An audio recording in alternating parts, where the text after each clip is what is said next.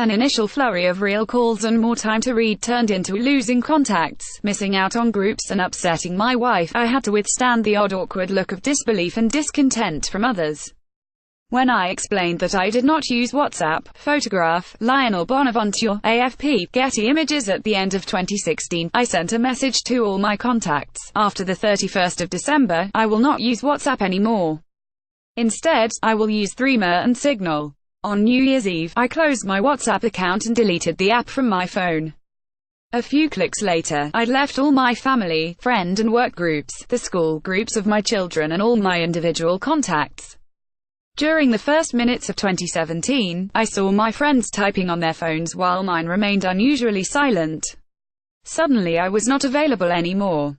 It felt strange, uncomfortable, daring and good.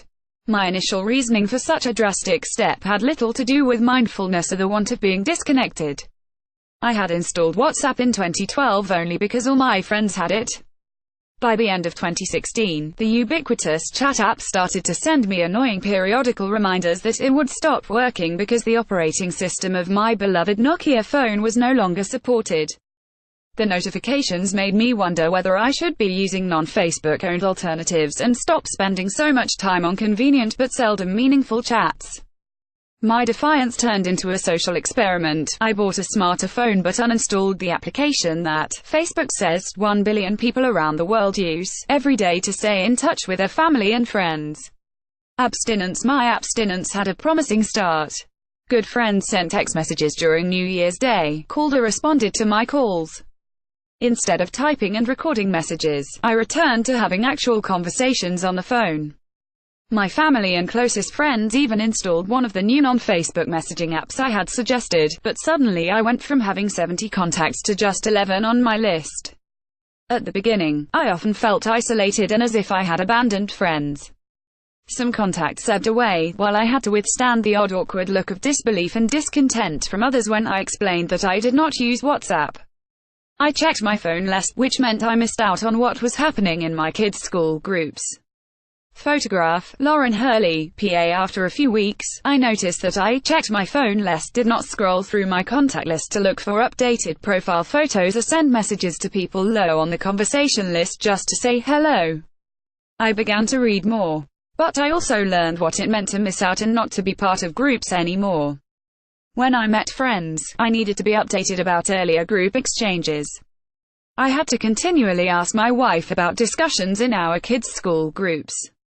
She became understandably annoyed when forced to scroll through 94 new messages about the next birthday party or unexpected drama in the kindergarten of our 2 toddlers.